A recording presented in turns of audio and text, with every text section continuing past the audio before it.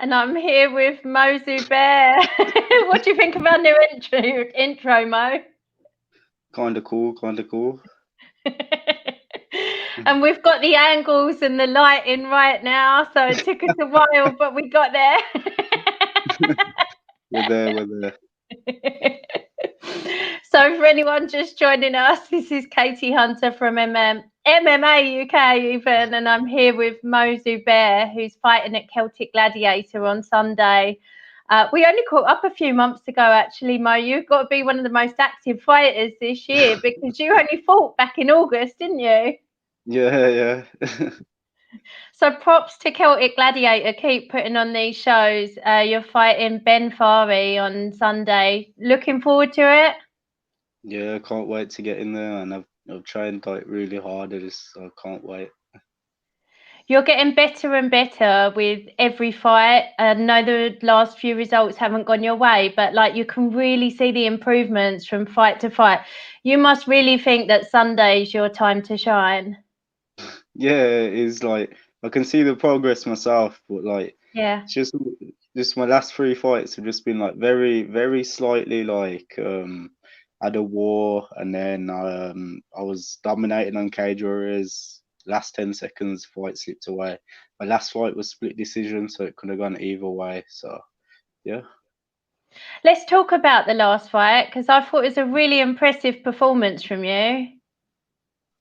Yeah, it was a good fight. Like I think for people watching at home through the pay-per-view, it was like a really entertaining fight. It was good. I actually enjoyed that fight. We had a bit of a scrap. We showed a technical side to it as well, and it was a good fight. Luke Riley was a good opponent. Props to him. So yeah. Yeah, I really enjoyed that fight. I thought you both looked great. And like I said, I could really see the improvements in your game. How is training going? Because obviously we're back in lockdown. So I don't know how much you're able to tell me about training, but how's it going? It's going good. Still working every part of my game and just improving and enjoying it, embracing it. And are you still between Renegade and MTT, or are you just at MTT now? This camp I've just been at MTT full time, as there's no guys my weight at Renegade, but just been at MTT this one. And it's going well there. Yeah, I love it. Absolutely love it.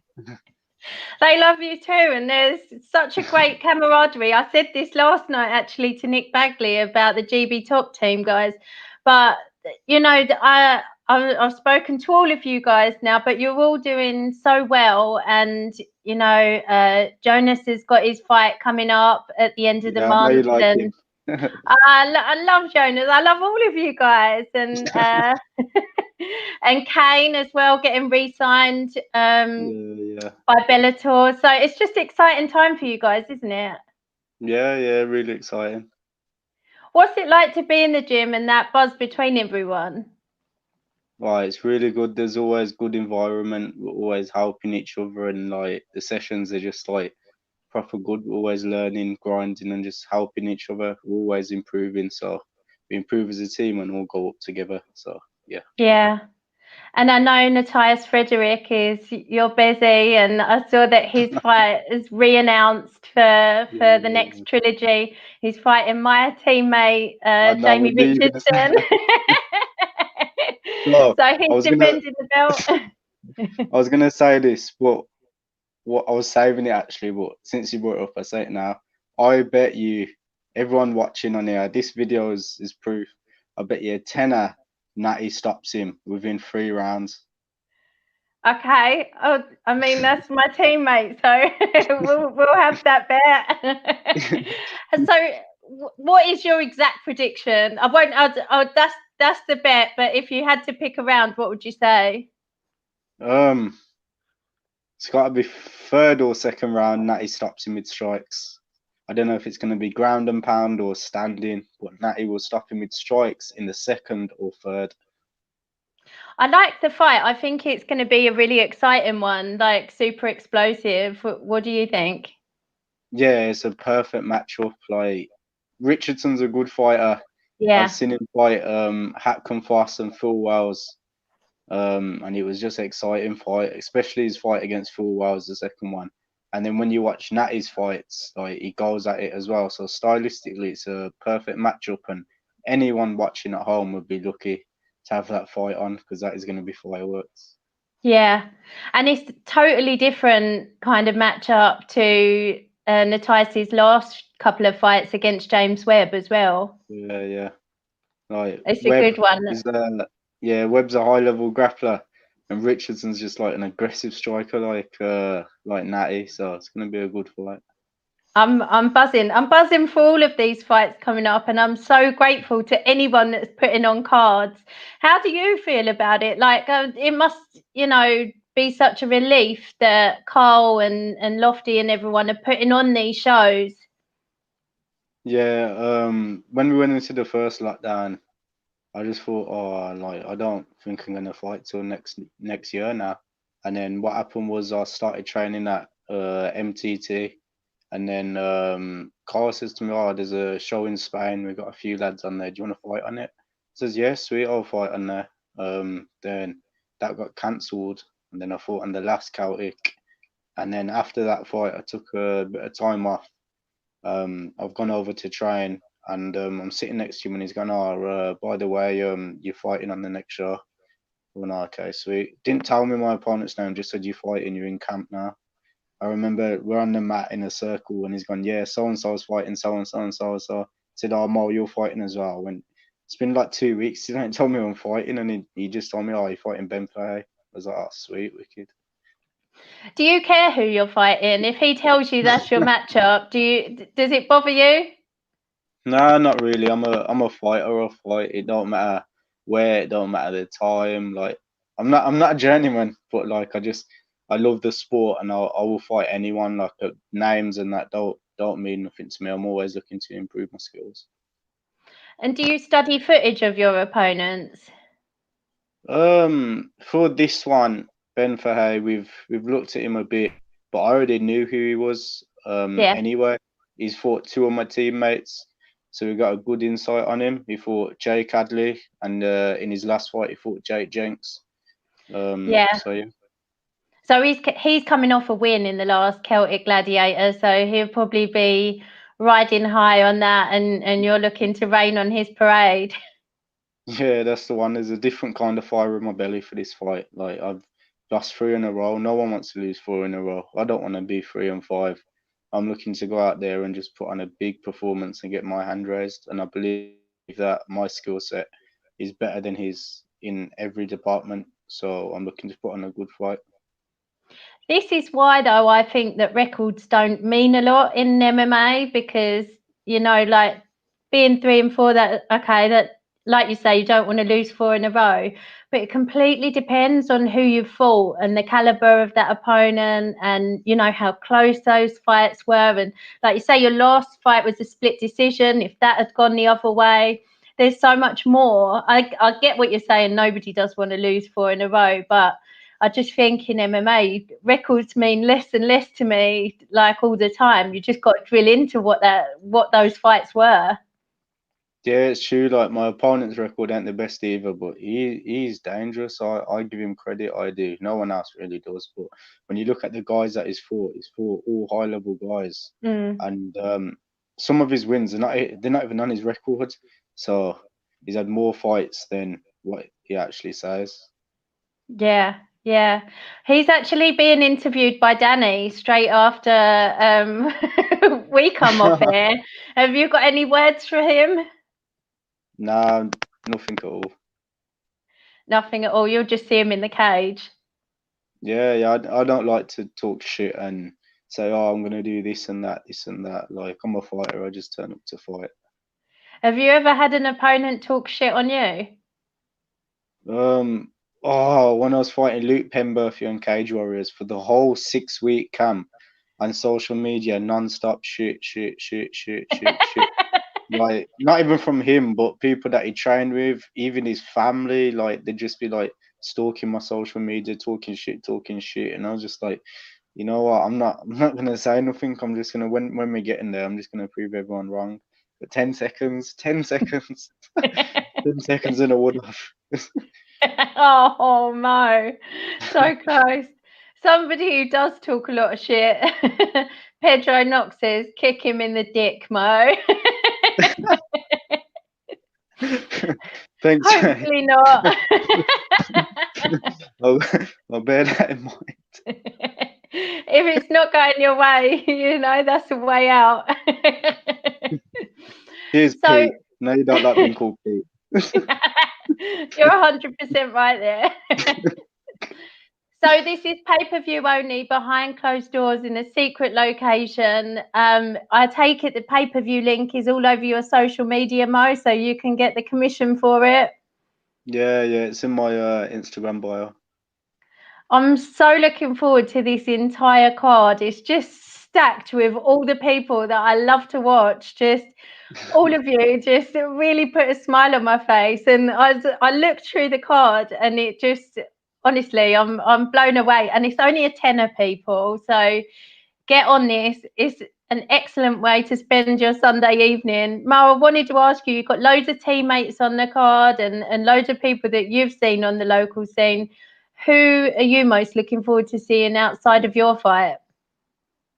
Don't really know, to be fair.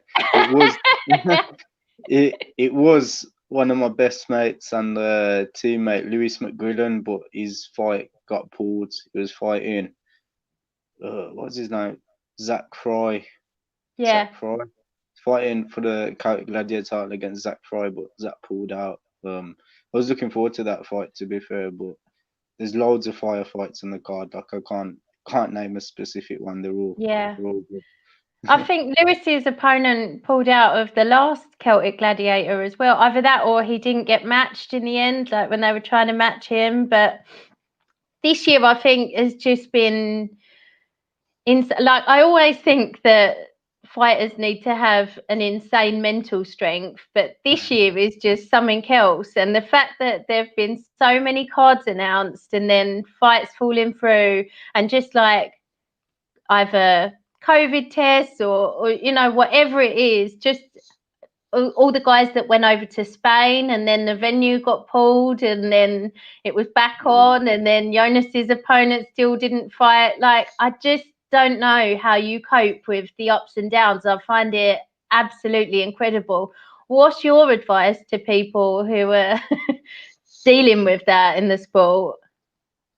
Oh, it's a sport, it's MMA, this stuff happens. Like, I remember I took a year out after I lost my debut fight, worked on my game, wanted to fight again, and I must have had about 4 guys turn me down, or 2 pull-outs on fight week and stuff. Like, this stuff happens, but then when you think about it, you should just be like, you know what, I've done this camp, done this whatever, however long your camp is, and like, you should just see the improvements and the positives from it instead of always negative. Oh, I'm not going to get to fight. I've spent this money on these PTs and this. Just embrace it, because your time will come eventually. I think the worst bit is when you've gone through a weight cut and then the fight's pulled. Like, to me, I just find that heartbreaking, that like that side of your health's already been put through the mill, if you like. Well, I ain't had that happen to me yet, so I wouldn't know what to say. Hopefully it doesn't. Hopefully it never happens. Danny, who's interviewing the enemy after us. Moving up in the world and getting settled down in Manchester, him. So are you in Manchester most of the time now, Mo? Like you said, you've been here for this camp. So are you like, where's home? Birmingham's always going to be home. Okay. But you're staying in Manchester at the moment, right? Yeah, I'm not there now. Like, I'm back in Birmingham now, but most weeks I'm always up there. So yeah. Oh my God. So what's that like? Just the travel back and forth between the two? Well, I don't mind, to be fair. I love training down at Manchester top team. I get loads of support up there, and like, the grind is unreal on them mats. So the traveling doesn't really like bother me, because I know that I'm always improving my game and improving myself. So the travel that's not an issue. Yeah, they are great guys. And finally, I wanted to apologise for the photograph I used of you for the to advertise the interview. I didn't show your spectacular gains because you're now a bantamweight, and I think I showed a wake up pic when you were down at flyweight. Yeah, that was when I made weight in that photo. Yeah, that was when I made weight for Luke Pemberton. That was a hard weight put, man. Dark days. So, how is bantamweight life, and how different does it feel to be in there fighting at bantamweight? Well, I love it, you know. I feel proper hydrated. I feel healthy. Like everything feels good. I work with Paul Reed now. I've worked with him my last 2 camps. He's my nutritionist, and we've been doing everything like so different. And when I'm getting in that cage, I'm feeling healthy. I'm feeling fresh, feeling energized. Whereas when I'd make flyweight, I'd step into the cage, and towards like the last couple of rounds, like the 3rd round, like I'd have nothing left. Like my legs would feel heavy, and I'd be like breathing kind of heavy and stuff. I train like really hard. I believe I'm one of the hardest workers out there. And then just for little things like that to happen in a fight, you just question it, and then the move was made. Paul Reed says that I'm moving up to bantamweight. Amazing. Murdin says Mo Zubair is bantam because he eats too much food every day on his Insta. I always eat healthy in that, man. I can't starve myself like you. You're small, bro. Big people out here now. Bantamweight bought him a Rolex. I wish, bro, this geezer goes out to like Dagestan and that every month. That flyweight money at amateur. Jack Mason's paying him good on Cadra's Academy, ain't he? Well, hi, Mahidin. Nice to hear from you anyway. And Danny said, Mo knows where's best. Manchester all day. Exactly. Danny's from Manchester. I didn't He is, know. yeah. You can't tell by the accent. No, I couldn't like just think where he's from and that. So, Mo, I'm so looking forward to Sunday. I can't wait. Honestly, I feel like this is your time to shine, and I'm so excited for it. It's one of the fights that I'm most looking forward to. Is there anyone that you want to say thank you to, or sponsors you want to shout out, or anything like that before we go? I just want to say a big thank you to my head coach, Carl Prince, Aaron Wilkinson, Andrew Loftus, everyone down at Manchester Top Team, my striking coach in Birmingham, Nathan Bendon, my nutritionist, Paul Reed, and then all my sponsors, Hard Life, we've got it here, if you can see it. The Governor Nutrition, everyone else is too much to name, and Nathias Frederick as well, always. I love that t-shirt actually. It's so where can people get hold of that? On the Hard Life website, or just go onto Instagram, type in Hard Life Fightwear, and send him a DM. Final word from Mahidin. He says, if you sell 100 tickets, life is good. That ticket seller. On a good day I am, but sometimes I'm not. Who's Egg Milk? I ain't got a clue who that is. Well, Mo, you stay safe, have a good cut, and I can't wait to watch you on Sunday. Take care, look after yourself. Thank you for having me. Thank you so much. Thank you.